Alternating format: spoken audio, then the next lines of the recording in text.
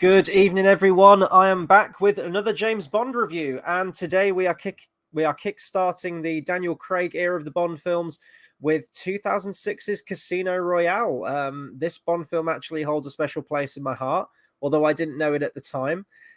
This was actually the first James Bond film I ever watched way back in the day. I didn't watch it as soon as it came out. I didn't watch it in the cinema when it came out in '06. This was one actually, I think, so when I did media studies at school, when I was in sixth form, this film was one of the films that we deconstructed various scenes on. And then after that, I think I went home and watched it. And yeah, it was the first ever James Bond film I ever went to see. So I've got a lot to discuss tonight. I've not long just got back in from seeing it on the big screen for the first time, which was amazing. An incredible experience and one that I can't wait to share with you guys as we get into the review. Obviously, as I mentioned, this is the 2006 film Martin Campbell directed. This blew my mind when I found this out last year, that this was the guy who also directed GoldenEye. In and of itself, a very enjoyable and very tongue-in-cheek film as well. Kind of a return to, well, not even a return to form in many ways, but more of going back to the traditional storytelling of Bond, I would say, certainly after License to Kill. And he's back with this one, and you wouldn't believe it. It's a completely different film, completely different style and everything. So, yeah, Martin Campbell just proves himself the king of the reboots when it comes to the Bond franchise. So maybe they should give him a call again after the debacle that was No Time to Die. But anyway, we will get onto that in a few weeks' time. As I said, we are kickstarting the Daniel Craig era now, so not all that many weeks to go. We have got a month to go. Is that right? So yeah, Quantum of Solace, Skyfall, Spectre. Yeah, we've got a month. That has flown by. We started this thing in April. As I mentioned on my channel, you can find a playlist where I think this is our 21st James Bond film tonight. You can find a playlist of all of them. And speaking of the channel, do a little bit of housekeeping right now. Please do consider subscribing to the channel for more movie reviews, discussions, and live streams. There's a lot more content coming your way right now. This Friday, of course, I'll be going live for my review on The Rings of Power Episode 3. So we're going to be talking about that. Cobra Kai's out in a matter of days as well. So as soon as that's out, I'm going to marathon that and get a review out to you guys for that. And there's a bunch of rescreeners coming to the big screen. I've got Jaws 3D booked this weekend. So if you guys would like to see a review on that, I'd love to talk about that because it's been a long time since I've seen Jaws. And not to mention that, but I think Odeon are going through a Quentin Tarantino season at the moment. So maybe you'll see some reviews on those as well, because I love me some Tarantino and it'd be great to talk about some of those films with you guys. Of course, for more information on all the stuff I've got coming out on the channel, please do follow me on Twitter. You can find me at Hobbit Fan Editor, and I'll post all the times that I'm going live and just other stuff along the way, anything I check out, maybe even some films that I can't jump on a review for, but I just want to get my opinion across on them, and I'll do a little quick text-based one there. And because we're talking Casino Royale, let me know what you think of Casino Royale itself. Is it one of your favorite Bond films? Do you think it's a good reboot? Is it one of your favorite Bond films from the franchise? Or maybe you're not all too keen on it. So anything regarding the Daniel Craig era, Casino Royale, James Bond in general, please do let me know. And I always open this question to everyone on every single review. Which is your favorite James Bond film, and who is your favorite Bond? It makes sense to bring that question up again now because we're kickstarting Daniel Craig, so maybe Daniel Craig is your favorite Bond. I don't know. I always say that my generation's Bond was Pierce Brosnan because Die Another Day is so vivid in my mind from all the marketing back then and the trailers and the TV spots and the posters and whatnot. But I mean, this was big. So I was 13 when Casino Royale came out. So I was familiar with it and sort of like the new appearance of it and everyone going crazy over a new Bond. But I'm still very much a fledgling Bond fan. Like as of last year, I've become like a diehard James Bond fan now. So of course I was always aware of its, how big the films were, how big the James Bond franchise was back in the day, but I never really paid it all that much attention. Even with Quantum of Solace, I don't think many people did anyway with Quantum of Solace, in all fairness. It was only really until Skyfall. Skyfall was the first Bond film I ever saw in the cinema. And then, of course, I watched Spectre and then watched all the Bond films subsequently after that. So But Casino Royale was the first one that I ever watched, the first Bond film I ever watched beginning to end on DVD. And yeah, the rest is history after that. And I still very much enjoy this one.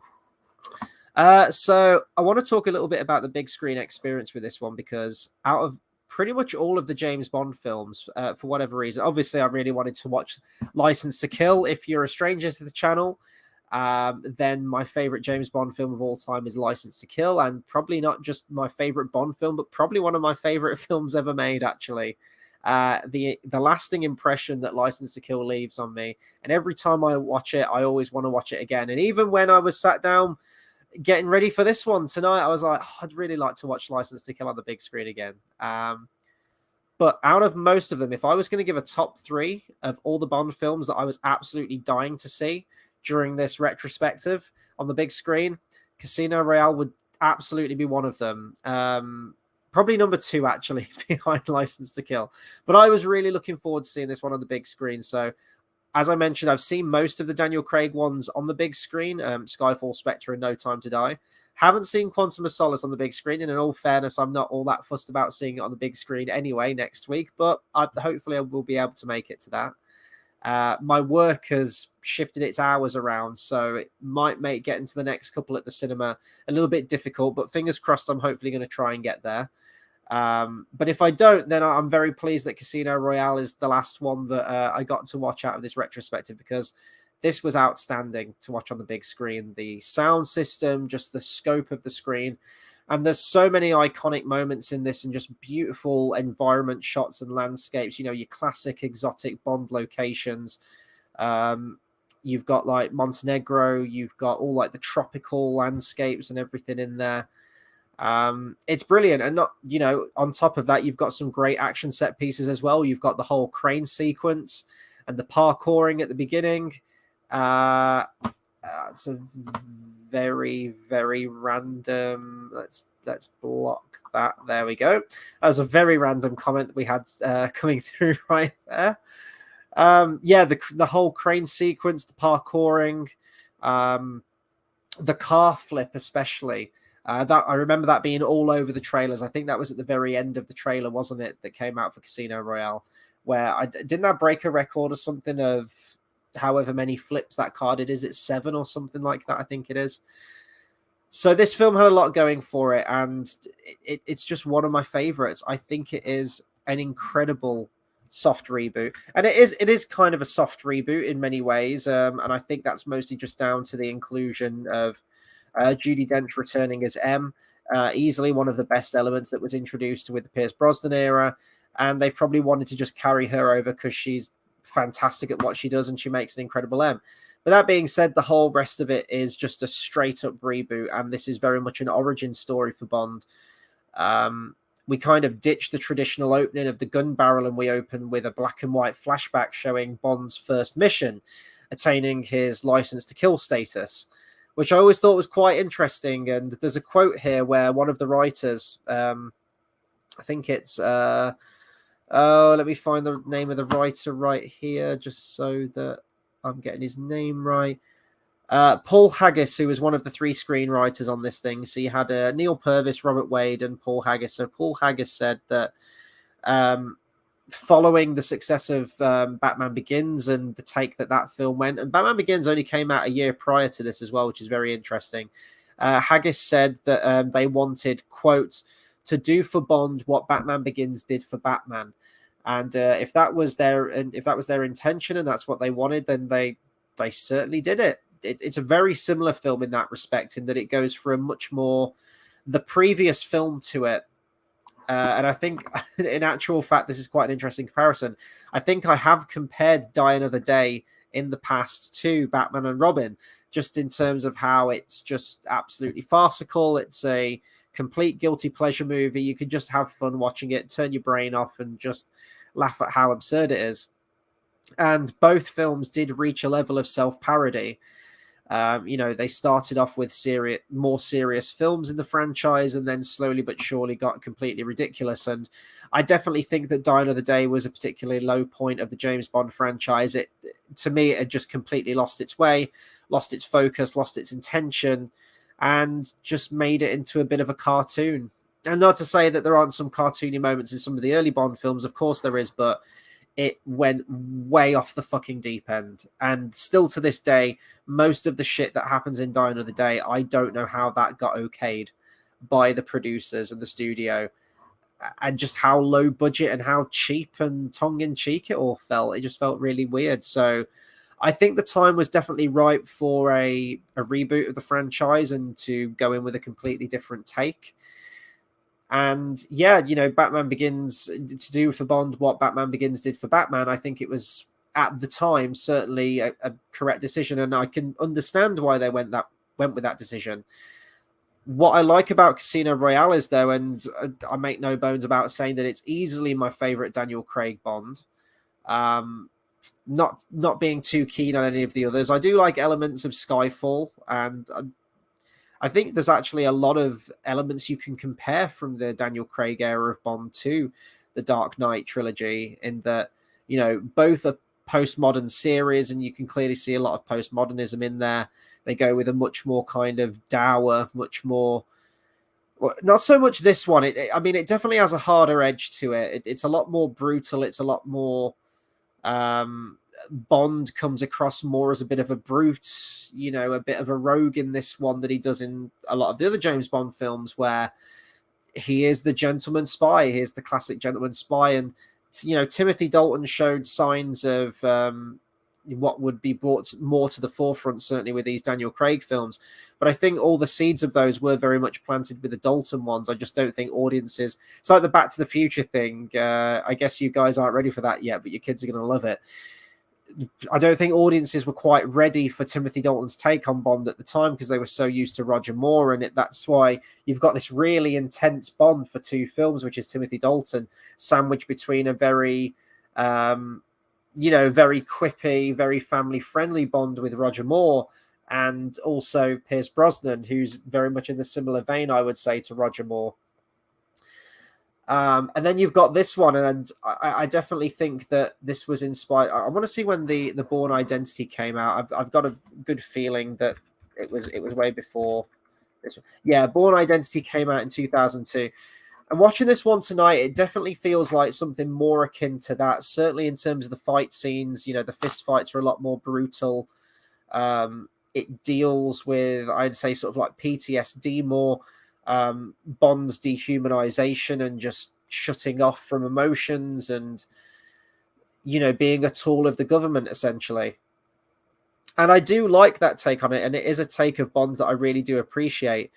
That being said, I've always felt that take of the character has been peppered in a much more balanced and much more accessible way for the audience. I think with the Daniel Craig ones, they definitely went off the deep end with the realism, maybe. And I don't know, certainly by the time... I think the change comes when you get to Skyfall. Just visually, the color palette, the tone and everything just goes really somber and really dour, and it's almost like we can't have fun at a James Bond film anymore, and we can't be exhilarated.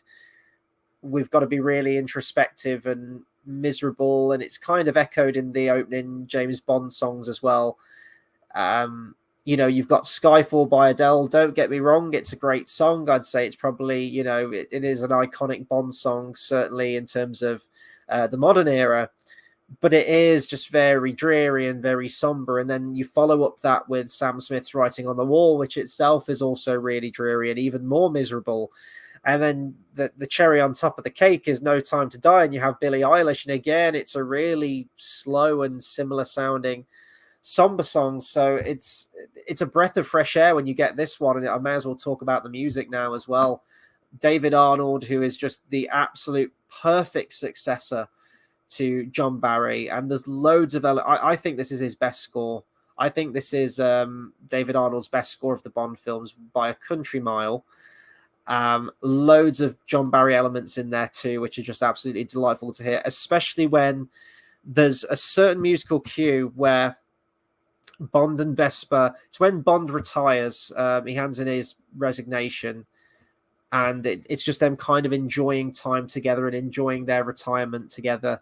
And there's this sweeping string, or, you know, like the sweeping orchestra music that comes in, and it sounds so much like a John Barry score, which is just wonderful. So I love how David Arnold is able to, bring new elements to the music and make it his own and make it intense for a modern movie soundtrack, but yet keeps, his grassroots very much in that John Barry orchestral sound for the James Bond score. And it's perfect. He's the perfect successor, I would say, in many ways. And then, of course, you've got the amazing Chris Cornell song, You Know My Name. Even those title, the title sequence. I've got to find who did the graphics for that. Let me find it real quick. Oh God! Apologies. It's been a long day. Oh my God! I can't believe I'm blanking on this guy's name. This is driving me mad. It'll come to me. I'll find it on here. But yeah, like the actual title sequence of this with like the main theme playing over it is just amazing. And I've always loved the aesthetics of like the casino, like the image, like the identity of it, the iconography of a casino. I've loved it from, like the playing cards to the chips to, roulette tables and everything like that. I just love the image of the casino so much. I always have.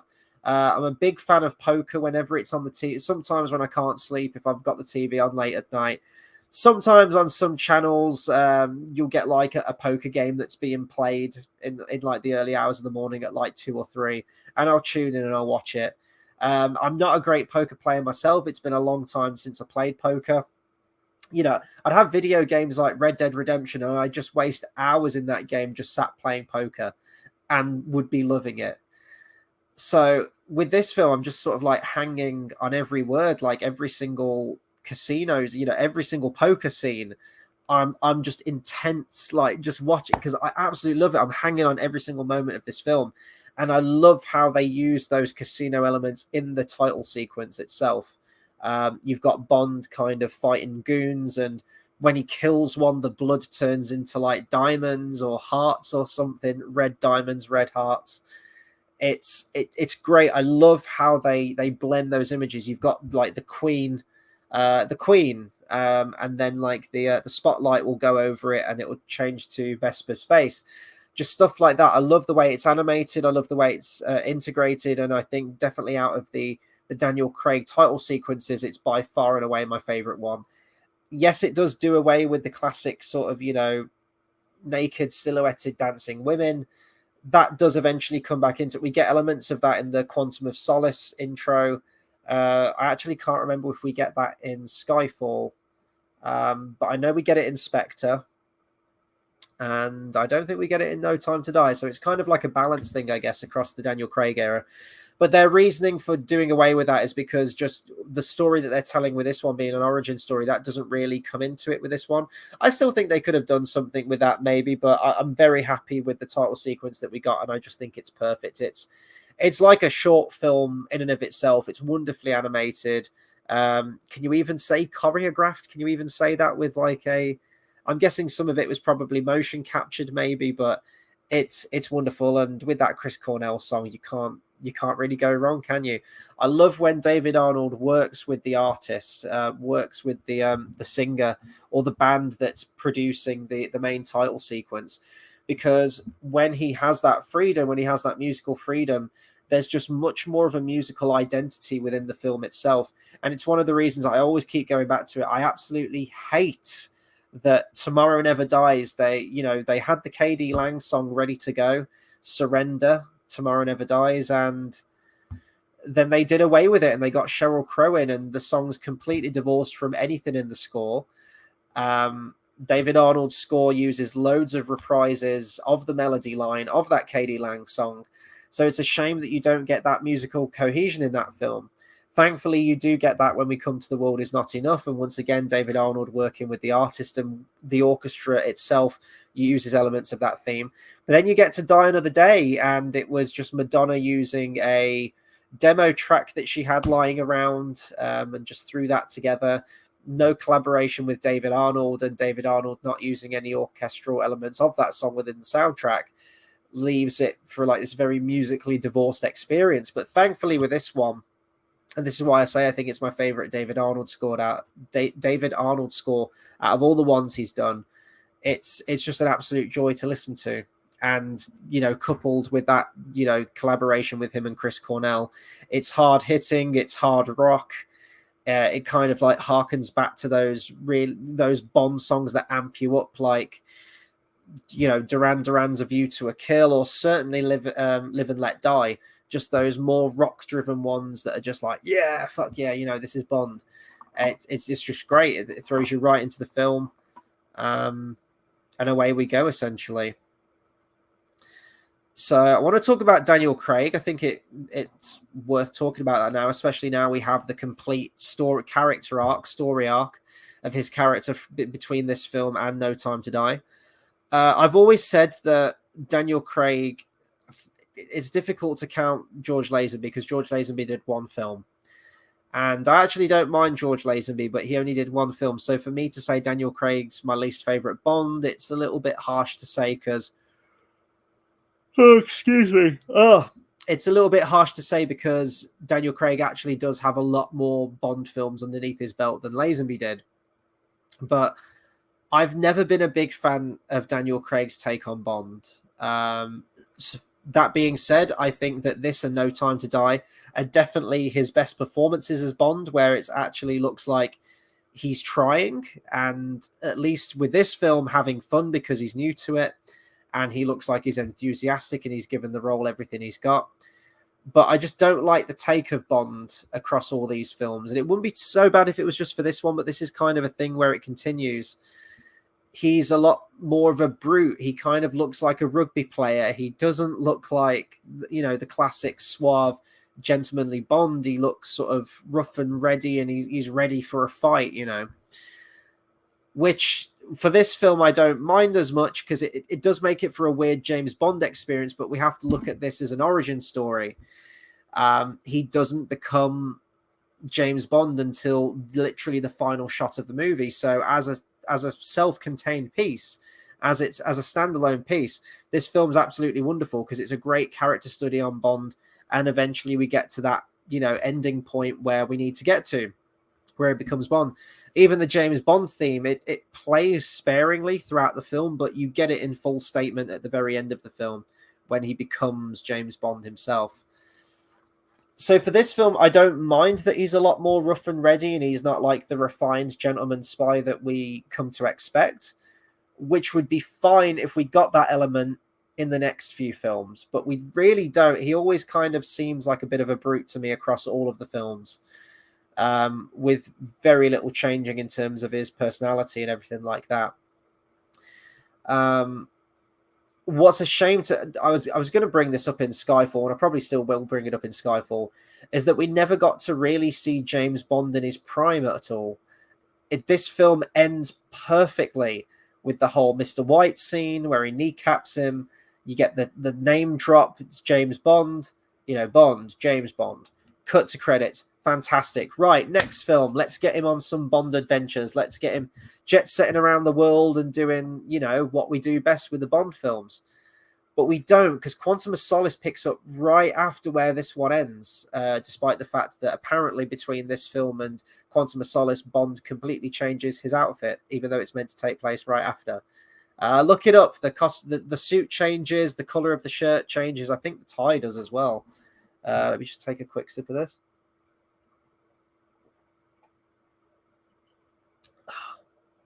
First cup of tea I've had all day. That hit the spot.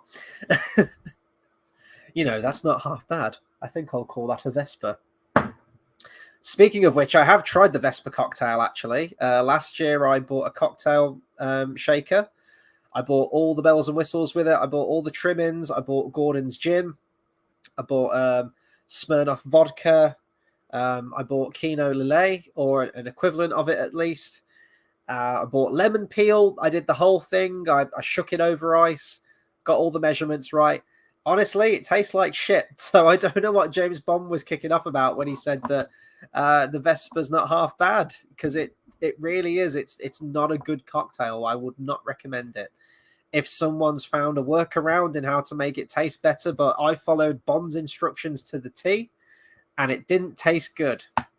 In fact, I think I've still got all my my Gordon's gin actually, and my Smirnoff vodka and everything. So maybe I have to give the Vesper another go, give it a fair shake. No pun intended. So yeah, Daniel Craig's just. It's more so just. Well, number one, it's kind of Daniel Craig's attitude as these films went on, saying stuff like, I'd rather slit my own wrists than play Bond again. And visibly, you can see it on screen where he just kind of tunes out and doesn't want to be doing this anymore. I'd argue even with Skyfall, he's just kind of really miserable, but you could probably chalk that up to the writing maybe, and that's the angle they were going for. But definitely by Spectre, and I think I speak as I find, like, I actually really enjoy Daniel Craig's performance in No Time to Die, probably because he thought, right, thank Christ I'm dying in this one, so I never have to come back and play Bond again. But to me, No Time to Die surprisingly had a really good balance of sort of serious Bond and the more dour side to him and the more haunted side of him, but also Daniel Craig having fun and throwing quips in there. And the thing is, if that had been established from the first film, of him being a quippy Bond, and he does get some good lines in this one, to be fair, in Casino Royale. But they kind of ditched that when we get to Quantum of Solace, and certainly by Skyfall, and certainly by Spectre, where we just can't have any fun anymore. It's really miserable. By the time we cycle back around to No Time to Die, and he's being quippy and everything, and he seems like he's having fun and he's being a bit more jovial, it almost feels out of character, because it feels by that point we've established a very different Bond with Daniel Craig, and he doesn't do one-liners. It's very similar to Timothy Dalton, where whenever they were writing Dalton as they would for Roger Moore, it just feels weird. It feels, when Timothy Dalton's cracking jokes and one-liners, they just kind of feel awkward, out of place, because he's not that Bond. And thankfully, they kind of got that right by the time we got to License to Kill. And with License to Kill, there's only really one-liner which comes across as really cringy and out of place. But it's a very weird course that Daniel Craig's Bond goes across after all these years, across all the different films. We've got Derpy Gaming, and Derpy Gaming says, still waiting patiently for GoldenEye video game remake. That will probably never happen. But other than that, how are we doing, Hobbit? Yeah, no, I'm doing really good, mate. Thank you. I'm a little bit tired. I've been at it all day. Been at work, drove straight from work to the cinema. Watched a longer Bond film than usual now, because we're getting into the 2000s, where apparently we can't make any film under 2.5 hours. And yeah, rush back straight on here. I've got piano practice tonight, mate. So yeah, busy, keeping myself busy, but I'm doing good. And you mentioned about GoldenEye remake. Didn't it get remade on the Wii? That being said, I know the Nintendo Wii's quite old now. To be fair, I have to keep reminding myself of that. But are you talking about like a next gen remake? But in terms of a remake, it did get one on the Nintendo Wii, I'm pretty sure. I heard the remake wasn't that great though. I've heard that the like the original Nintendo one's still the way forward. You said No Time to Die was in the middle. Do you mean in terms of you kind of enjoyed it sort of like in the middle, like you were lukewarm on it, or do you mean in terms of Daniel Craig's performance? I'm just going to get another swig of this. Oh, God, so good. I've needed that all day. All day. So, yeah, for me, it's a mixed bag with Daniel Craig. He probably is my least favourite Bond, but I actually don't mind him in this one. As I say, I always speak as I find. I don't love him in this film, and I do miss those more suave elements of Bond. I never really get that suave quality come across, even when he's wearing the dinner jacket and he goes down to play poker and everything like that. I don't know. He doesn't strike me as that gentleman spy at this point. And I have to keep reminding myself that he's not. Narratively in the story, he's not at that point yet. By the end of the film, he does become that. But I just don't feel like the films did anything with that and didn't really get that across. And I think it is just a case of the journey that Daniel Craig's Bond goes across after all these films. And it's a little bit unfair for me to say this with this film, because of course this was his first film and we didn't know where the franchise was going to go. But, doing this review now, we have the benefit of hindsight. Now we have like a complete definitive Daniel Craig era. You know, we end the film where he's like, the name's Bond, James Bond, and we're like, great, we've reached that point, let's go on some missions now. And then Quantum of Solace kind of fucks it because it picks up right where the other one left off, and it feels very much like it's treading the same water and the same character arc that Bond had already gone through in Casino Royale, and wasn't really offering anything new to the table. And then as soon as we hit Skyfall, he's like wanting to retire.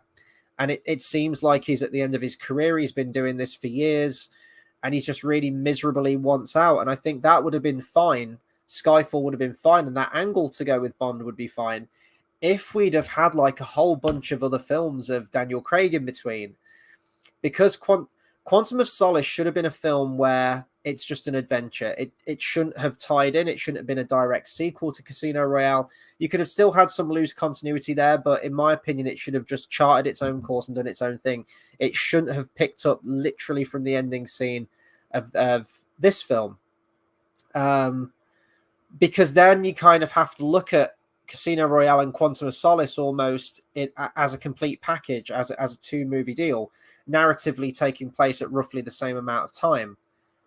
So then your next film after that, it's Bond being miserable and just, you know, wanting to retire and get out of it. And that just doesn't work for me. It just doesn't feel right. It's almost like, and again, like another comparison to the Dark Knight trilogy. I actually think you could do a lot of comparisons with the Dark Knight trilogy. And certainly when we get to Skyfall, I'll be mentioning some Dark Knight comparisons, and especially No Time to Die with Dark Knight Rises comparisons. Very, very similar kind of films in that respect. But in the Dark Knight trilogy, one of the things that annoys me the most about that is that Batman Begins is a fantastic origin film. Then The Dark Knight takes place a year after Batman Begins. So Batman's only really been Batman for just shy of a year, you know, maybe a year, maybe less than a year. And then apparently at the end of Dark Knight, he quit being Batman for 8 years, and then he came back for like a couple of months in Dark Knight Rises and then just died. Well, faked his death. And that's it. So Bruce Wayne is technically Batman for maybe the best part of a year, or a year and a bit, cumulatively.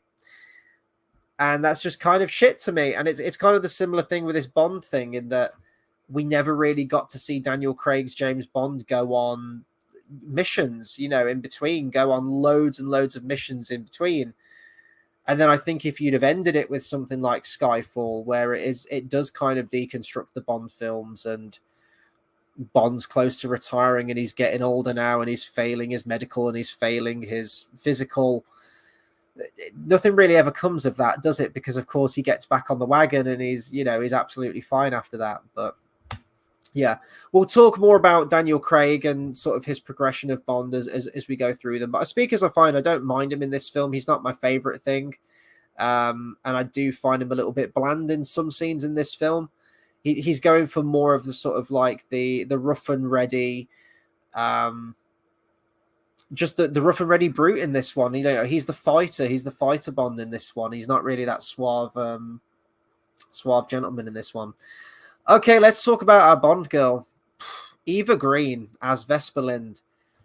Well, I don't even know where to begin. So apart from completely simping over Eva Green, and I will hold my hands up to that, Eva Green is absolutely outstandingly gorgeous in this film. Maybe I'm kind of biased because Casino Royale was the first Bond film I ever watched, but I always say that Vesper Lynd is my favorite Bond girl. I don't know so much now because I really do like Pam Bouvier and License to Kill, and there's a couple of other great ones as well. Of course, Tracy from Tracy from On Her Majesty's Secret Service, but Eva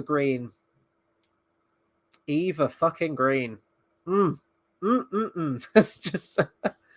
But on top of that, I mean, obviously she looks absolutely outstanding. But I love the writing between the two of them as well. And she immediately, from her first scene on the train and her interplay with Bond, immediately levels that playing field between the two of them, that she will dish it out just as good as she gets it. Witty, headstrong, can, sarcastic, can throw a quip back at Bond. He'll throw one right back. the writing between the two is fantastic because it immediately establishes their chemistry, their haunted pasts, and how they're both trying to read each other, and we get to see them grow together. By the end of the film, of course, you've got the twist ending as well. Well, kind of the twist ending where, spoiler alert, in case I guess you haven't seen Casino Royale, Eva Green's behind it all. Vesper, she was taking the money for her own ends to try and free her boyfriend, who's been kidnapped by the organization in this film, which we later learn is Quantum, which we later learn is a subsidiary of Spectre because they didn't have the rights to say Spectre. She's just brilliant. She's just there's not much more to say in this, in all honesty. Just Eva Green's presence, the way she talks, and I think she has wonderful chemistry with Daniel Craig in the film. I really do. She just conveys every emotion. I love the sassiness from her. A little sassiness goes a long way with me. So it's great to see them on the train. They are themselves having a game of poker. That's the genius behind it. You know, the actual conceit of the film is bluffing and discovering someone's tell, and you are kind of playing a poker game. You are playing the opponent opposite you. And yeah, you do have that in the literal sense of the actual stuff at the casino, at the poker table. But the grander scope of the story, it is very much a poker game. And Eva Green, Vesper Lynd plays Bond, and she succeeds. He doesn't pick up on her tell. So I love when you look at it like that, the narrative of it and how that feeds into the theme of the film itself. I love stuff like that. I love trying to think about stuff like that and deconstructing it. And it's it is a great poker game between the two of them. It really is. Oh, excuse me. Oh, there's one scene which I may as well mention it now. There's one scene in the film that's always really weird to me, and it's right after Bond kills the machete wielding bad guy at the bottom of the staircase, and he chokes the guy out, and Vesper kind of stops the machete guy from picking up a gun and killing Bond. So she feels very much like she's an accomplice in this guy's death, even though he's a crazed machete wielding madman that's trying to kill her. After that, she's kind of catatonic, and she's sitting in the shower, and she's kind of twitchy, and she's rocking backwards and forwards, and she's just letting the rain hit her, the water fall down on her. And then Bond comes in to comfort her. He sits next to her. He, puts his arm around her and everything. And she talks about, I feel like there's blood on my hands that I can't wash off. And then Bond just starts sucking her fingers off. He just grabs her fingers and just puts them in his mouth and starts licking them off. It's so weird to me. It's so weird. And I could hear a few people to my left kind of laughing a little bit and going oh, that's weird. And it is weird. It is really uncomfortable. I think you could have still had that scene and just had Bond come in and just kind of put his arm around her, or maybe crank the water up to, crank the water onto warm and hold her close and, kiss her or something like that. But sucking her fingers is just really weird to me. If I knew someone close to me was having some kind of emotional trauma, I wouldn't just be give me your fingers. And just just go to town on them, because that's just really fucking weird. So that one scene does stick out to me as being a little bit strange, but I guess thematically, in terms of the characters in that moment, I know what they're trying to do, and I know that he's trying to comfort her, but to me it's just a little bit strange. So let's talk about our villain, or villains. There's a few actually. So we've got Le Chiffre, played by Mads Mikkelsen. Absolutely wonderful bad guy. Mads Mikkelsen just looks the part in this. I love how he's kind of like a classic throwback to other Bond villains, how they've got some kind of disability or sort of physical ailment to them. That just makes them visually interesting and just memorable. So Le Chiffre, he's got the dead eye, and he's crying blood. That's kind of a thing he's got going. But also the inhaler's a really nice addition, because you always think of Bond villains as unstoppable and everything like that. Oh God, excuse me. Oh, but then when he does have those moments, it just kind of humanizes him a bit more, that, you know, dude's probably just got asthma or something like that, and he just has the inhaler. It's a nice little addition. I don't quite know why they added it, but it's neat nonetheless. It just kind of humanizes him a little bit more. Played fantastically well. Mads Mikkelsen's always great at playing a bad guy. I guess he has kind of fallen into the stereotype of that a little bit now, that he always plays a bad guy, unless he's in Rogue One. But he's brilliant. He just brings an intensity, just the visual appearance. If I was going to offer a criticism, I don't even know if this is a criticism, because from what I've heard, the Casino Royale film does follow the book very, very closely to Ian Fleming's book. But it's that he is the main villain of the film, I would say, definitely, and the film bigs him up to be as such. But he is just kind of a lackey, and he is answering to a greater power, really. He's kind of like a little bit snivelly and a little bit... He's very passive towards the end of the film, because, of course, he's having to answer to people as well. He's lost like a whole bunch of money, and he's desperately trying to get it back, and there's people coming after him who want their money. So there are lots of moments in the film where he does feel very vulnerable and very passive and very weak compared to other people, you know, some of the other villains that are actually out to try and kill him. And I think that does hurt his presence a little bit, because we can never really take him seriously as a villain. Of course, you've got the really brutal torture scene of Bond in this film, which just, I think it just makes every bloke wince, doesn't it, that watches this film. You know, it's the rope scene in the balls, isn't it? And then he's just like killed, but then we go on for like another 20-25 minutes, maybe pushing half hour, I'm not sure.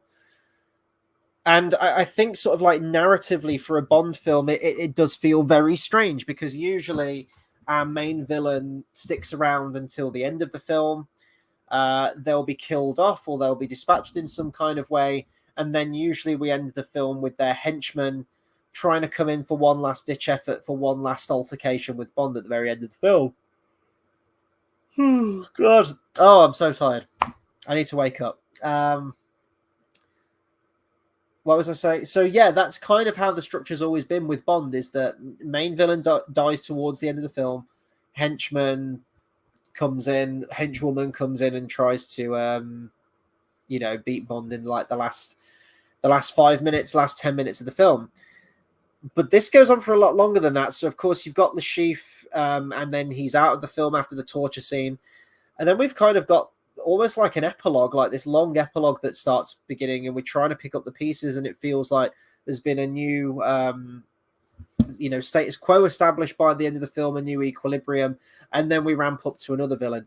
Mr. White isn't in the film enough to kind of gauge him as a main villain, or to get any kind of sense of what he's after or his personality. That kind of comes down the line once we get to Quantum of Solace and when we get to Spectre and everything like that.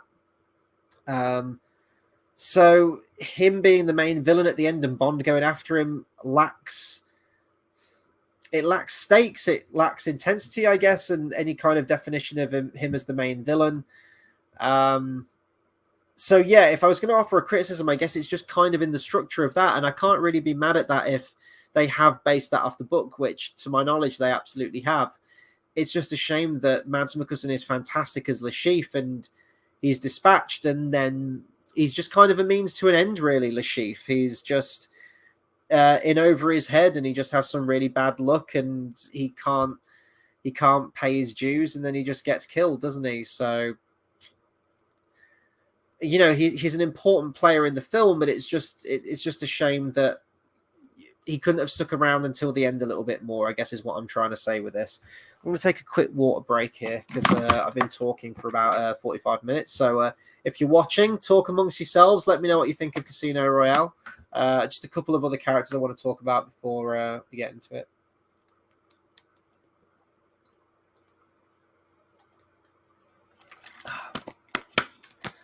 One of my favorite sort of side characters in this film is actually Mathis, who does come back in Quantum of Solace. I do feel like bringing Mathis back in Quantum of Solace is a bit of a retcon. Not completely, but just a little bit. So Bond is convinced that Mathis was behind the double cross at the end and was playing against him. Of course, later on at the end of the film, we find out that it was actually Vesper the whole time and not Mathis, and Mathis was clean. But Bond tells, the British to, just keep sweating him down, keep questioning him, keep interrogating him just for a little bit longer, and then we'll release him. And I don't know if the original intention was always to have a sequel follow on directly from Casino Royale, or if that was just something that kind of materialized later down the line. Because, of course, the first attempt that Eon was going to have with that was following on Her Majesty's Secret Service. It was going to be a revenge story following the death of Tracy. Bond was going to go out and try and seek redemption for Tracy's death, seek revenge on Tracy's death. That was the original script. I think it was written, but the producers didn't like it and they chose to go in a completely different direction.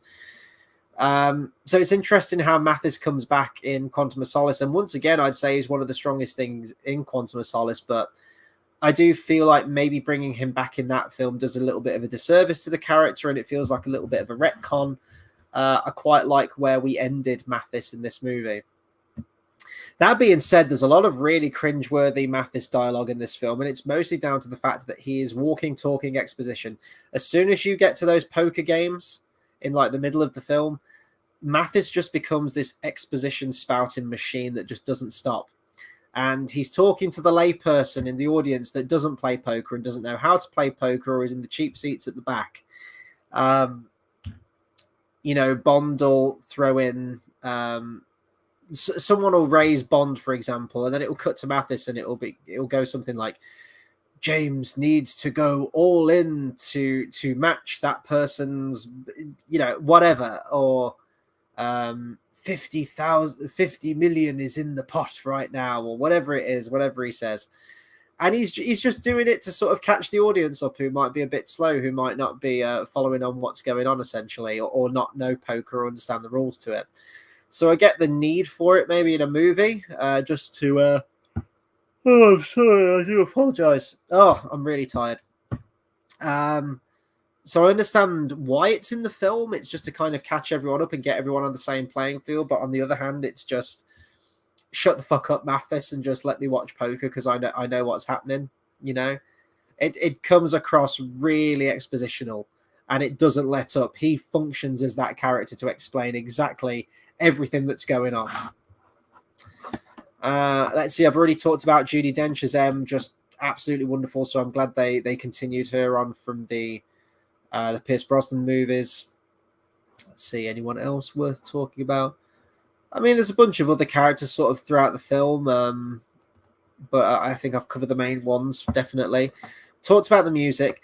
Anything else I can really talk about with this film? I guess if I was going for negatives of this film, there's a couple of action scenes that I feel overstay their welcome a little bit. I think the parkour and crane sequence at the beginning of the film does go on for a little bit too long. It does tend to drag itself out, but I can't really be mad at it because everything in the scene is filmed fantastically well. The stunts are incredible, jumping from crane to crane and all the parkour stuff. So it all looks great and it's all intense, but I just feel like it goes on a little bit too long. It feels a little bit egregious. One of the biggest unanswered questions in this film is, what happened to the bomb that Bond took out of that duffel bag at the beginning of the film? After he gets that guy at the embassy, he kind of takes his backpack and jumps into this almost like public park kind of area. And he takes like a pipe bomb or something like that. Or he takes some dynamite out of the bag really carefully. And he just lays it down on the grass. And then he gets the phone which says ellipsis. Like, what happened to that bomb? Did Bond just leave it there? I really hope that someone doesn't come across that bomb and just, accidentally blow themselves up. Or do you think that Bond called someone to come and collect that bomb? Come and collect the bomb or dispose of it, whatnot. I don't know. These are the questions that need answering.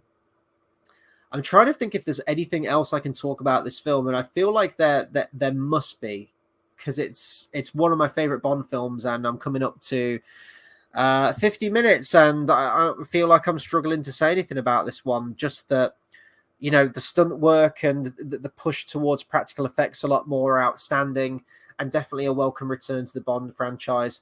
I actually really enjoy the angle that they decided to go with, a much more back to basics approach, and to just tell an origin story, to just go back to Casino Royale. Die Another Day had just come so far away from Bond, what Bond should be, and lost its way and just entered self-parody. So for this to come out, you know, just a couple of years after that, and completely change the face of Bond, completely just change the style of it.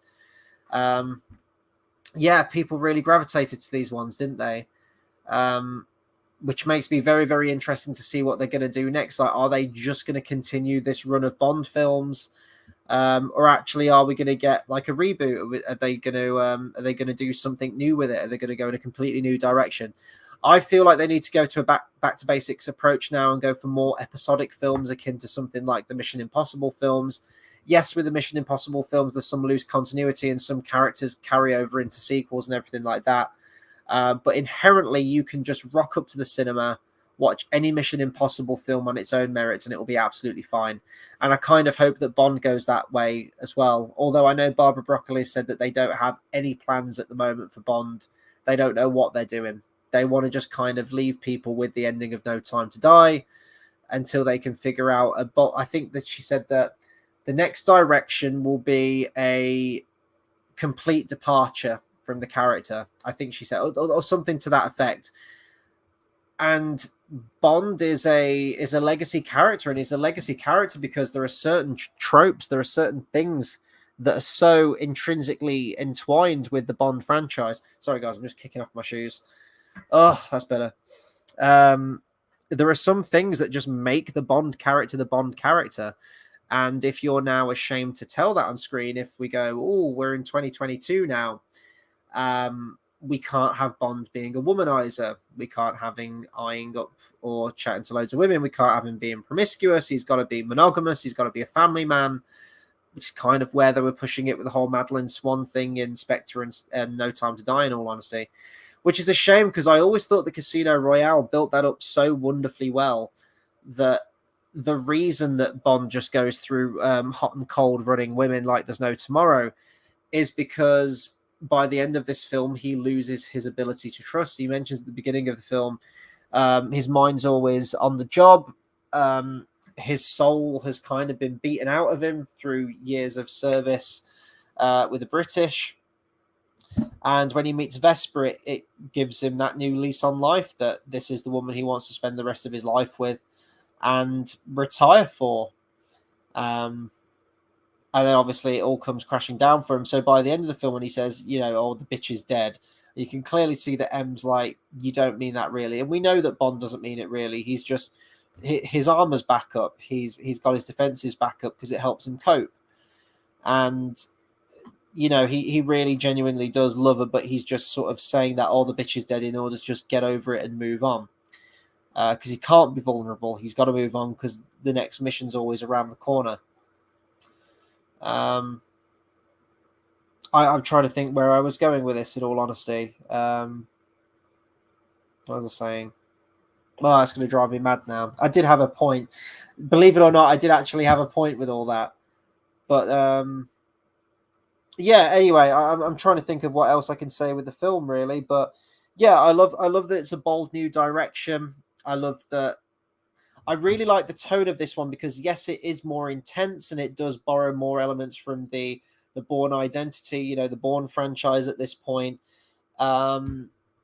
It's not overly serious, though, this one. It's still a very entertaining, fun Bond movie. Does it ditch a lot of the elements from some of the other Bond films? Yeah, it absolutely does. You know, we don't have Q in this one.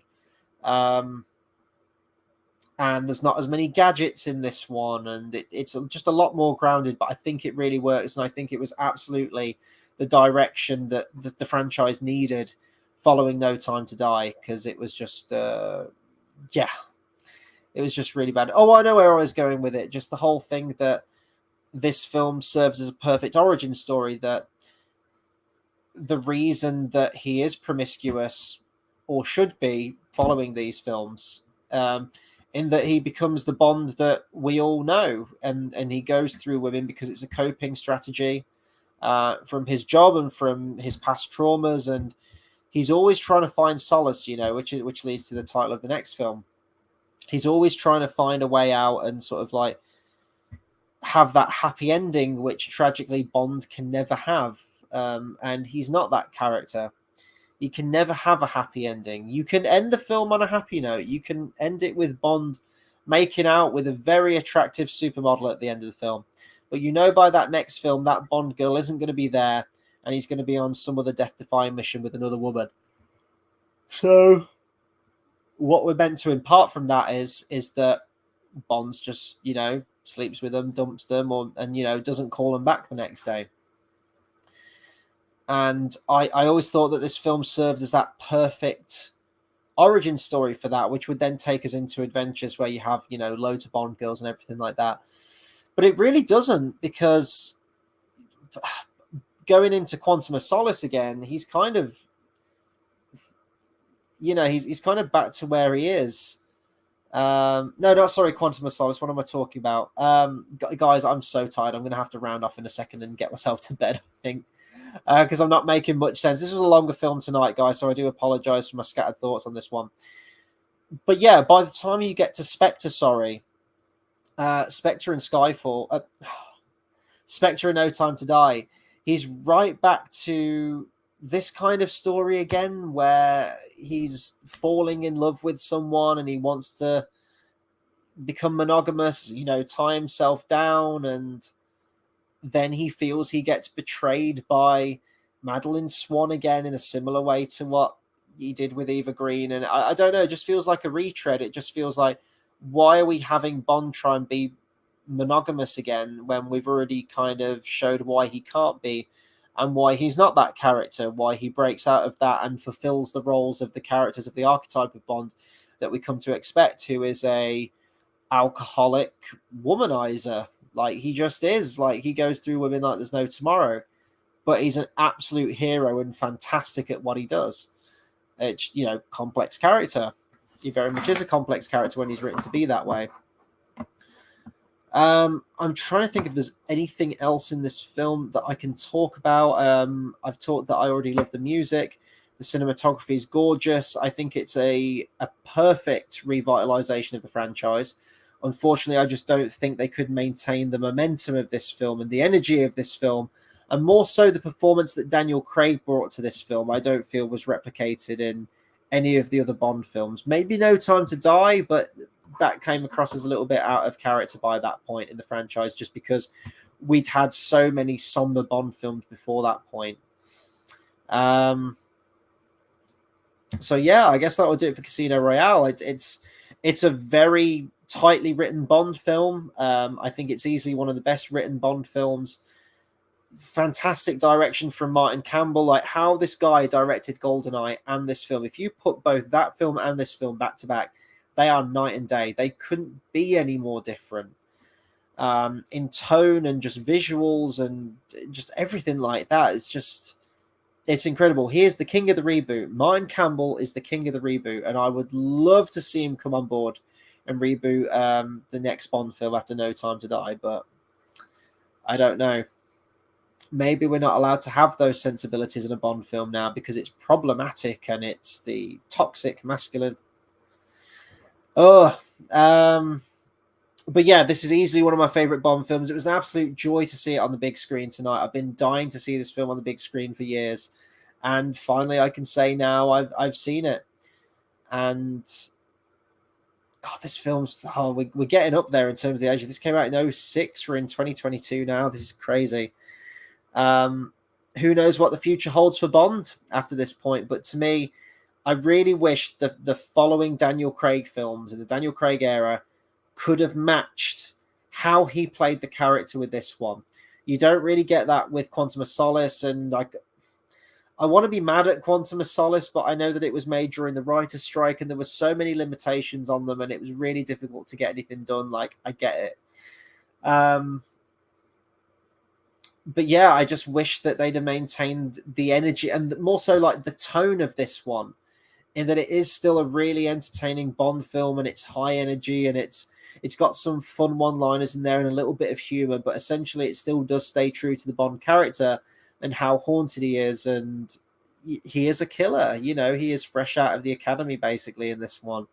And by the end of it, he transforms into Bond, which is great, and it's wonderful to see that progression. I just wish they'd have continued that in a better way. It's a very irritating last part to the Bond franchise, I think, sort of that Casino Royale to No Time to Die and what could have been. But yeah, this is full marks for me. I really enjoy this one. I do have some problems with it here and there in terms of its structure, maybe in terms of Daniel Craig's performances in some bits, just or maybe just the characterization of him and the tone they decided to go through. But inherently, I absolutely adore this film. It's by far and away one of my favorite Bond films. I'd probably have it in my top 3. It's the one I come back to the most and have watched the most out of all of them, probably. That and License to Kill at this point, I think. Yeah, I'm trying to think if there's like anything major else that I can talk about. I did read actually that Daniel Craig, like Timothy Dalton, did read all of the James Bond books in lead up to prepare for the role. And if that is the case, then absolutely fair play to him. That's incredible to hear, and just how similar Dalton's and Craig's performances really were in terms of his level of planning and everything.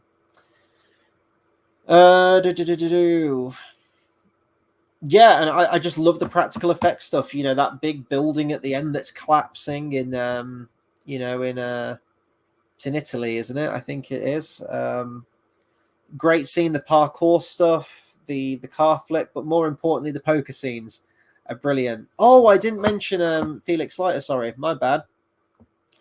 We get a new Felix in this film. Let me. Oh God, what's the actor's name? I'm really, really tired, guys. I'm gonna have to sign off in a minute. I'm getting some sleep, I think. Jeffrey Wright. Sorry. Normally I would know that name, but I'm very tired.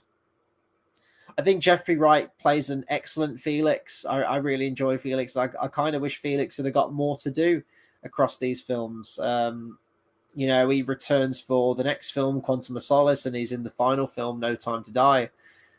But I do think that we missed out on a lot of his and Bond's adventures, and yeah, it's a shame because he's not in Skyfall, he's not in Spectre, and I can kind of understand why he's not in Skyfall, because it's a very tightly written, intimate story, and if there wasn't a place for him in the story, then crowbarring him in would have felt very weird. But I do think he does have the access to, you know, I do think that he should come back into it, certainly with Skyfall and Spectre, and be able to come back into those two films, definitely. I'm talking absolute nonsense right now, guys, because I am literally almost falling asleep in my chair. I just zoned out right then. I was on autopilot and just kind of snapped myself out of it. So I've been talking absolute nonsense. I do apologize. But yeah, Jeffrey Wright is Felix Leiter. I wish he'd have got more to do in the franchise, and we could have seen him a lot more and seen him on more of those adventures with Bond. But he's great in this. You know, I love how he's, you know, talking to Bond's like, I'll bail you out, brother. Just let the CIA just let us bring Lashifa in. You know, you can claim we want to claim the glory for it, but we're working together to get him out of the match, which is great, to get him out of the poker game. Yeah, full marks for me. I had a great time tonight. It was wonderful seeing it on the big screen, and unfortunately, I don't feel that any of the other Bond films come even close to this one in the Daniel Craig era. Skyfall has its moments, and I understand why people enjoy Skyfall, because it is a very tightly written, intimate Bond story told by an auteur director. It's something that I'd imagine Christopher Nolan would direct if he ever did a Bond film. It would be very similar to something that we got with Skyfall. Yeah, so I can understand why people like that, but to me, this was perfect Bond right here. This was everything. It wasn't just a good Bond film, it was a really good reboot. I can understand why, because it did break away from so many of the conventions of the previous Bond films. I do understand why some die-hard Bond fans wouldn't like this film. That being said, after No Time to Die, after Die Another Day, I do think the time was right for a reboot. They had to hit that reset button. They had to. They had to after Die Another Day, because it had reached self-parody, and you either have to try and go more intense than Die Another Day, or if you then made it a lot more simpler, people would go, well, this just feels weird. So as sad as it was to see Pierce Brosnan go, I think it was the right decision, and here we go. Now, unfortunately, next week we've got Quantum of Solace. So next week is going to be the 13th of September. Unlucky for some. That's going to be at 11:30 British Standard Time. That's going to be Quantum of Solace, the shortest Bond film. And we should have a lot of stuff to talk about with that one. It's going to be a difficult review, because I don't know who to be mad about with that film, because it's not great. It's really not great. And in all honesty, I'm not looking forward to seeing it on the big screen, just because it's, by the time I get to the cinema and watch the film, it'll be time to come home again. It's like 90 minutes, isn't it? It's a really short Bond film.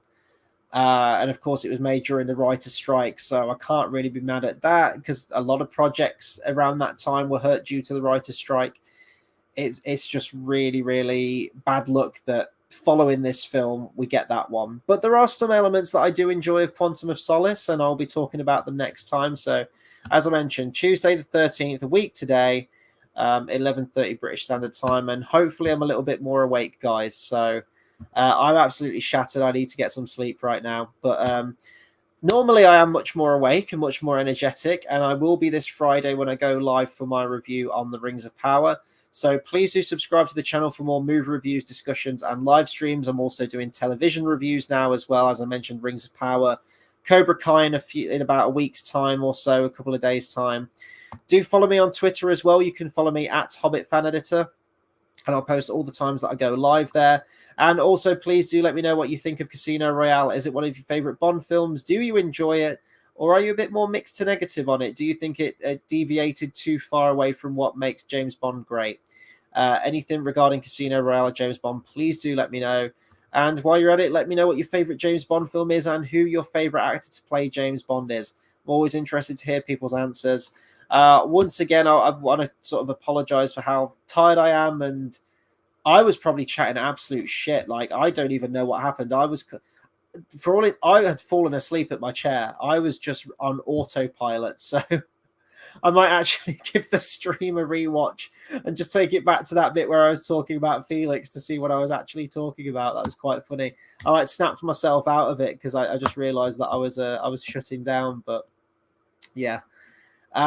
Favorite line of the film, or one of them at least, if I'm going to go for one-liners, that last hand nearly killed me.